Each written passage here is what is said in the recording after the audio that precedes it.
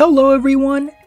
Welcome back to another video that will certainly knock your socks off. Today, I'm going to be talking about everybody's least favorite topic. Yeah, you guessed that right. French people.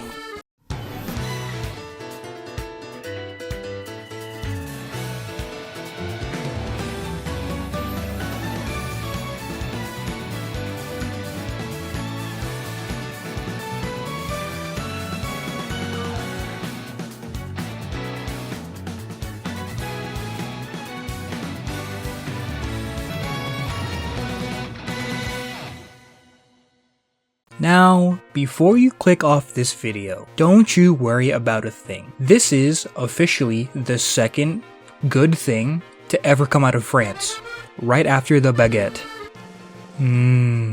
Bread. If baguettes was the first best thing about France, then what is the second one? Well, that's today's topic. Today, this video is about Clair Obscur Expedition 33.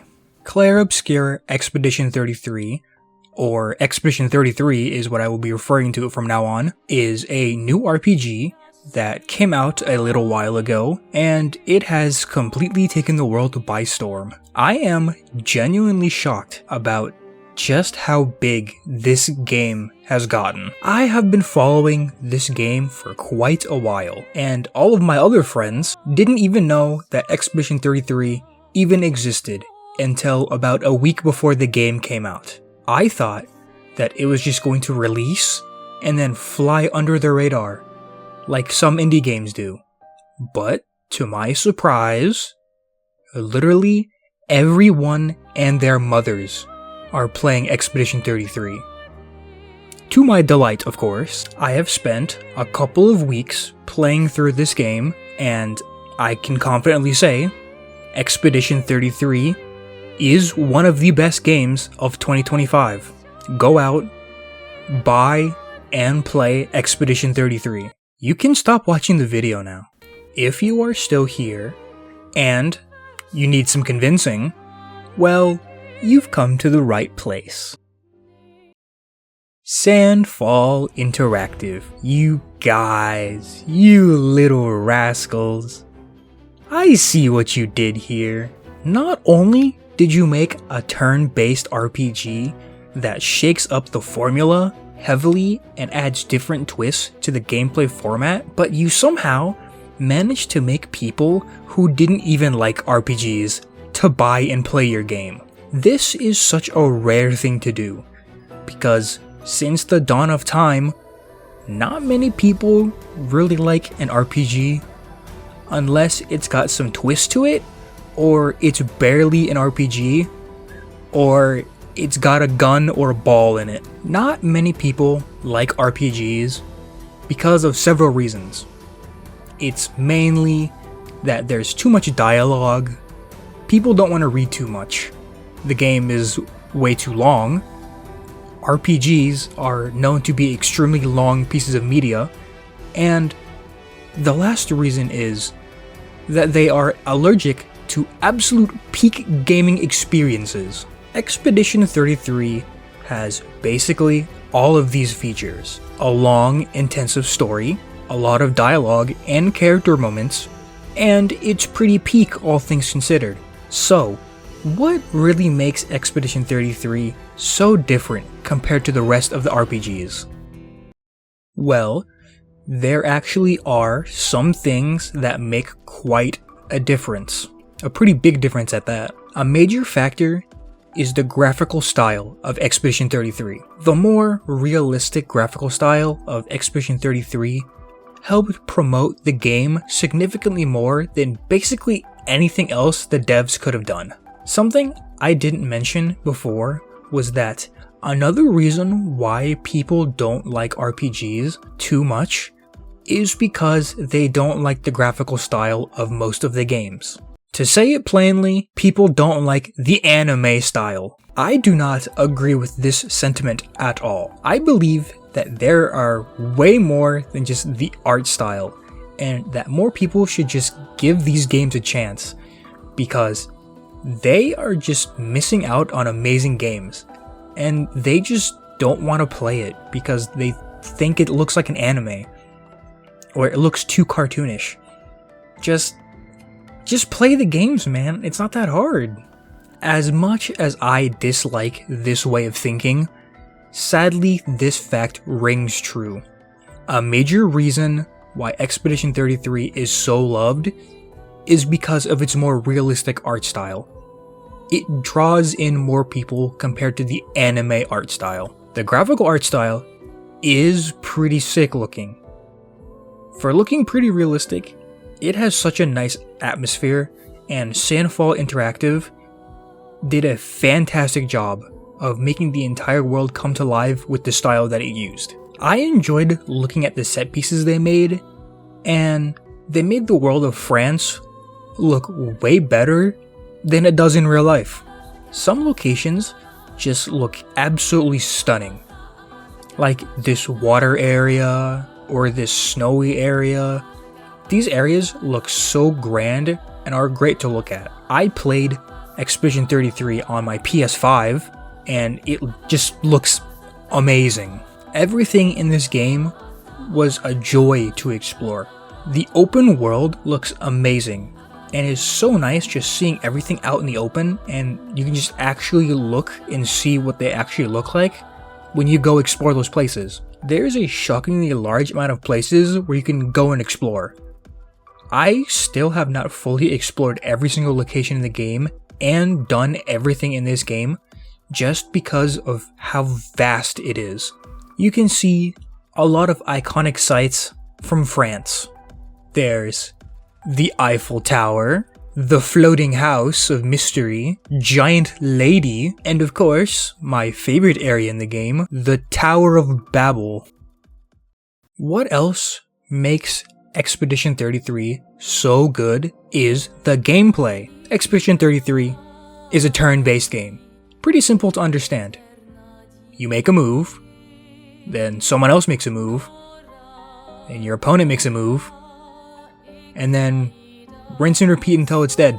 A lot of turn-based games try to innovate their turn-based combat, like Final Fantasy adding in the active time battle system, or other games adding in different kinds of hits, like light, medium, or heavy attacks. Or even something simple, like stacking up points to do big damage in later turns, like Bravely Default or Octopath Traveler. Expedition 33 has a pretty cool mechanic. While not being super unique, the way they used it makes it a pretty interesting system. It uses a parry and dodge system.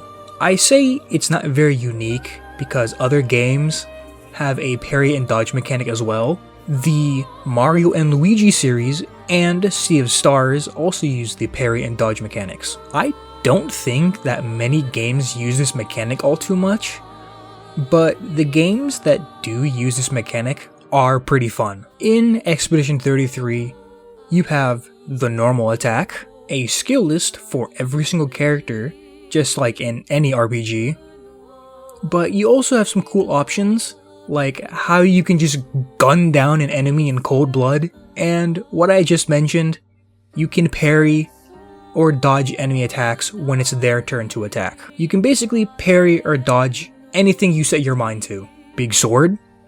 Parry it. Weird creature kicking you? Parry it. Actual nuclear bomb? Parry it. My taxes? Parry it. The way you get through all these fights in the game basically relies on parrying or dodging. You can do significantly more damage by counterattacking if you just parry every single hit from an enemy. Some counterattacks can do like 5 million damage. And how you achieve that crazy number is by making character builds. The build crafting in Expedition 33 is pretty extensive and pretty in-depth. The main things that you have to focus on is using your skill points that you get by leveling up, so you can actually unlock the skills for your characters, using different points that you get from leveling up to actually put into your physical stats to raise them, and then putting these things called pictos on your characters to give them passive skills. Pictos are pretty much the most important part of the build crafting. Let me show you an example. So, here we have Mael. She doesn't have a perfect build, but she still has a pretty strong build. I've got things like Solo Fighter and a powered up First Strike. There's a lot of stuff that goes into this build, but it's a pretty strong one-shot build. Mael is like the best character in the game because this build just has such insane damage output. The damage output is so broken that the devs themselves had to go in and nerf the skill that enabled her to one-shot everything. But even then, even after the nerf, the build is still insanely strong. This build is so strong that she can basically just transcend video games and one-shot bosses from different games.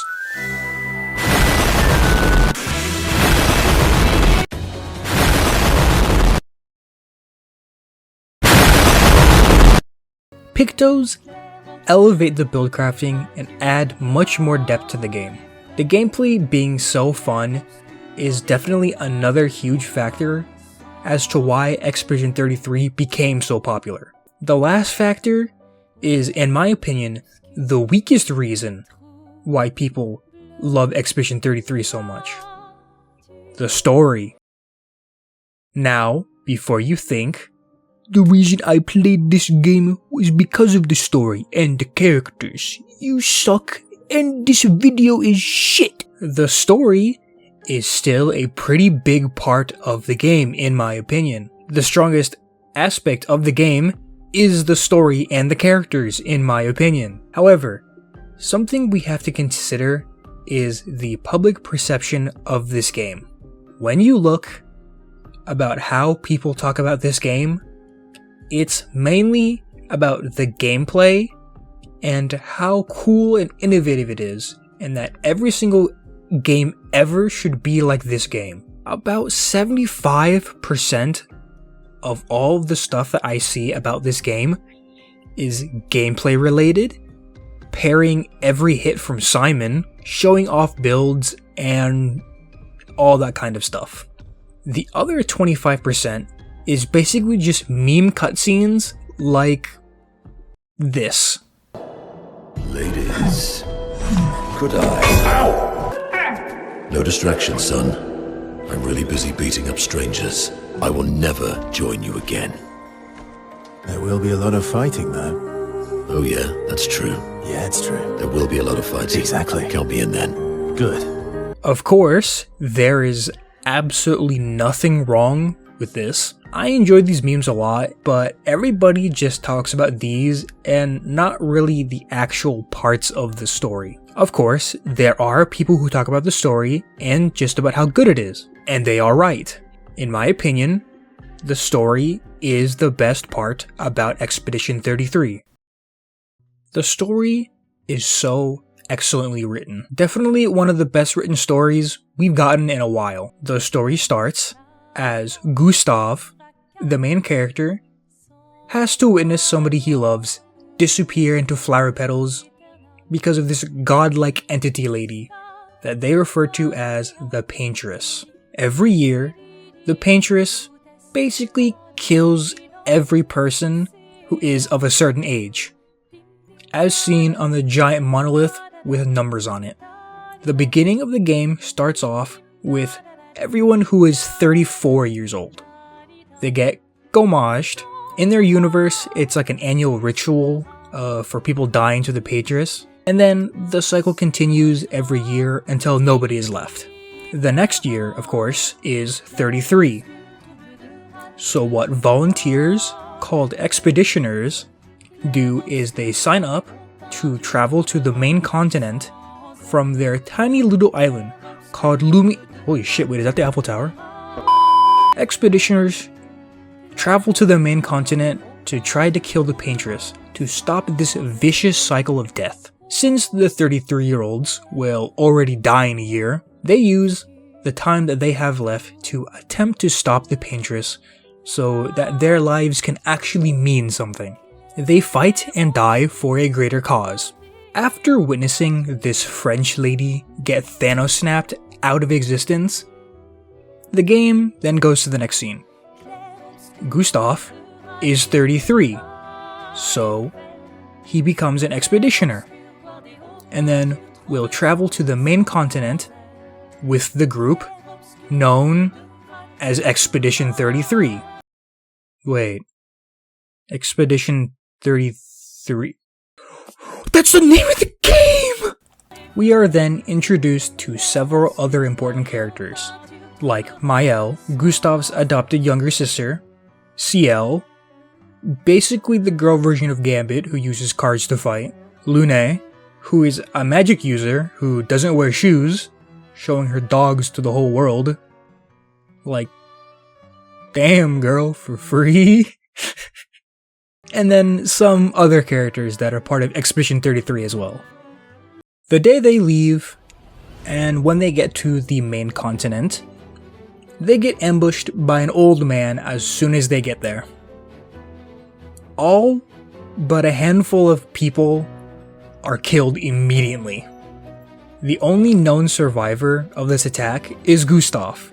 He travels further into the continent and finds that Maëlle, Lune, and Ciel are the only other survivors. With them now gathering their bearings, they travel deeper into the continent to kill the Paintress and end the cycle of death. I am going to directly stop talking about the story around here because basically all of this was just the prologue of the game. So it took place in like the first hour of the game. However, I will say that the story is absolutely fucking crazy and goes off the rails pretty fucking quickly. Normal RPGs, story-wise, are pretty straightforward. You are at point A, and you want to get to point B, and by the end of it, you get to point B. Expedition 33 is not like that at all. You basically go from point A to point 12. The game, from the start, is completely different from beginning to the end, to the point that sometimes I'm wondering if I'm even playing the same game. The story is amazing and worthwhile going through the game to see how everything unfolds. Of course, you can't have a great story without great characters.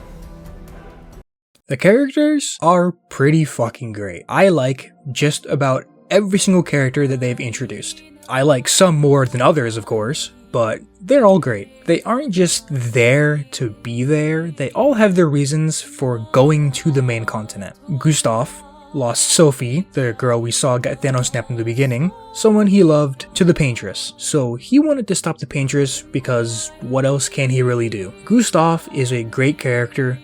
He's really smart, very perceptive, and an overall caring character. He is probably the weakest character overall, but he is still pretty well written. Plus, he's voiced by Charlie Cox. Fucking Daredevil. That's awesome. Something I gotta point out real fast is that the voice acting is fucking amazing and super well done.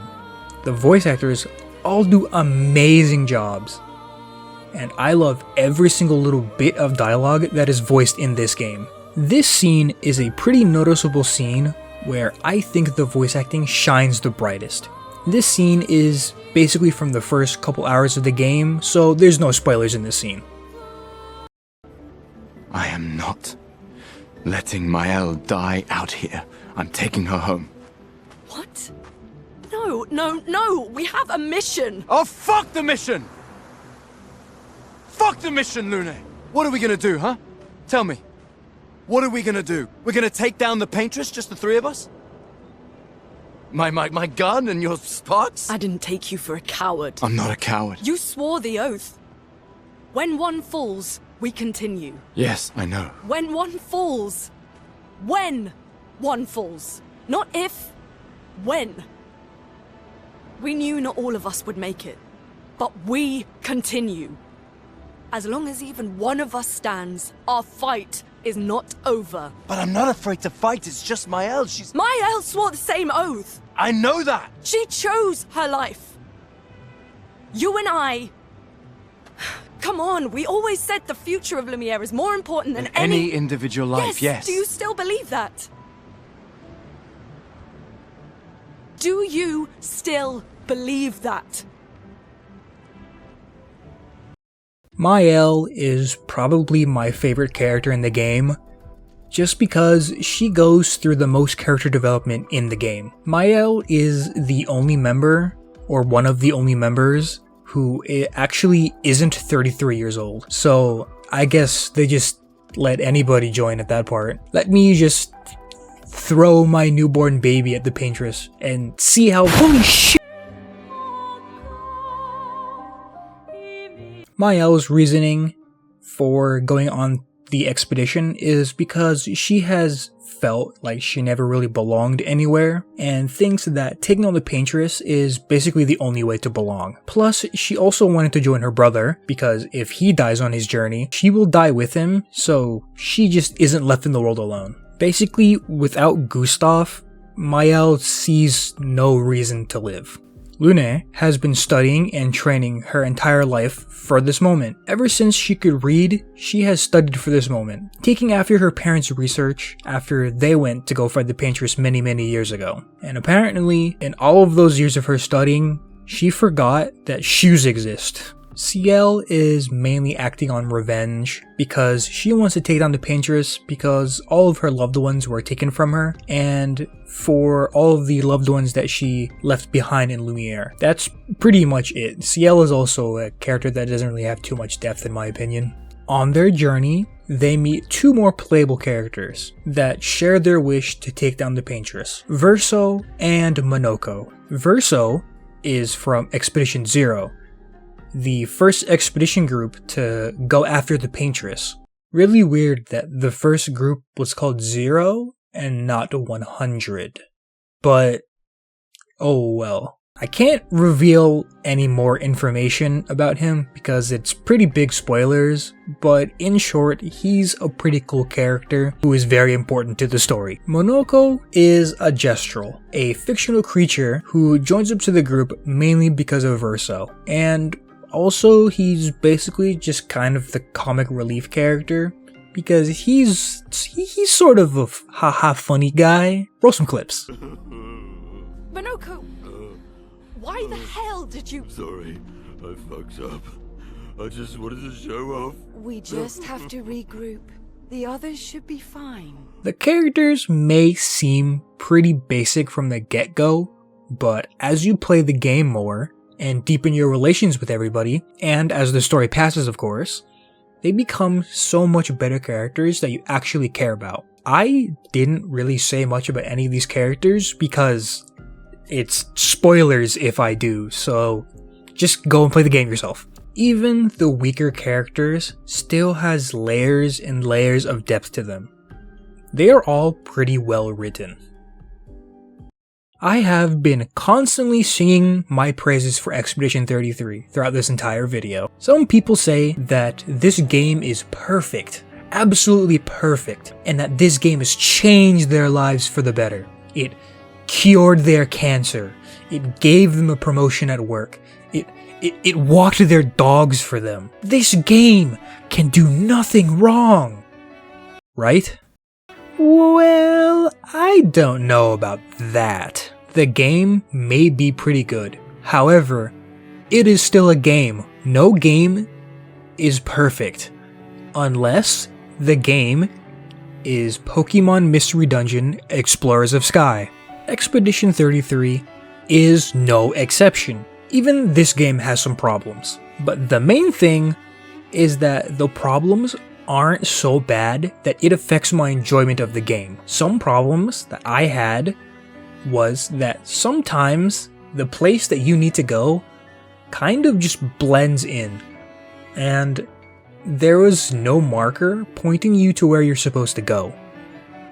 I later found out that there is an indication of where to go in the right direction, and it's where the light is shining. The light is the marker. I like it, and I don't like it. It's a nice, natural way of trying to point you into the right direction. However, I don't really like it too much because I'm stupid as fuck, and even after learning this information, I still got lost because brain no work no good. Another thing that I personally didn't like was that there was no indication of the perfect time to parry or dodge. I wiped several times because I suck at parrying and dodging. Apparently, other people have complained about this mechanic, and the consensus is quite literally get good. And they are completely fucking right. I do need to get good. I just personally wanted something so I don't die every fight, but I just need to get good, to be honest. I managed to parry everything perfectly fine in Stellar Blade, but for some reason, in Expedition 33, I just could not parry or dodge to save my fucking life. I did praise the story earlier, saying that it's one of the best stories in a long time, but like I said earlier, nothing is perfect. Take, for example, one of my favorite stories in any RPG, Xenoblade 2. Fantastic story. Chapter 4 exists. Some of my main problems mainly come from how Verso never really explains anything clearly. He's clearly doing it on purpose, obviously, but he just actively makes things difficult for everybody. And so many things could have been done so differently if he had just said something slightly different.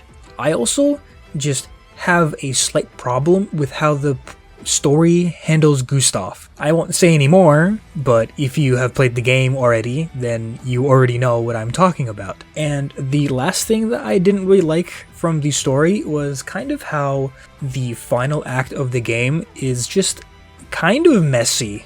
I feel like it's kind of written to be like that because, like, you know, the story is kind of messy. Not in a bad way, but like, you know how I mean if you've played the game. But the third act kind of is a little weaker than everything else. That is basically the only things that I don't really like about the game, and even then, they aren't things that are just all that bad, or even bad at all from somebody else's point of view of the game.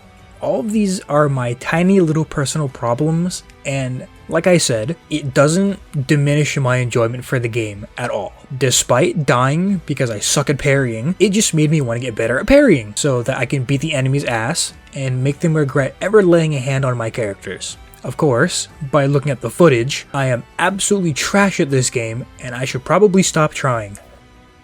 That is basically all I wanted to say about Clair Obscur Expedition 33. I haven't really played that many games that had released this year in 2025 because I'm trying to power through my backlog, but I just had to play this game because I was pretty excited for it when it was revealed, and I do not regret a single cent nor a single second spent on this game. Expedition 33 truly is one of the best games released in 2025, and I highly doubt that many games this year will even come close to it. Everyone else seems to think so because of just how much it popped off. I was just expecting this game to come and go, but even after a couple of months, people are still talking about this game. It has put RPGs back into the mainstream hive mind, and I pray that it gets more people who are hesitant about entering the genre to play more RPGs.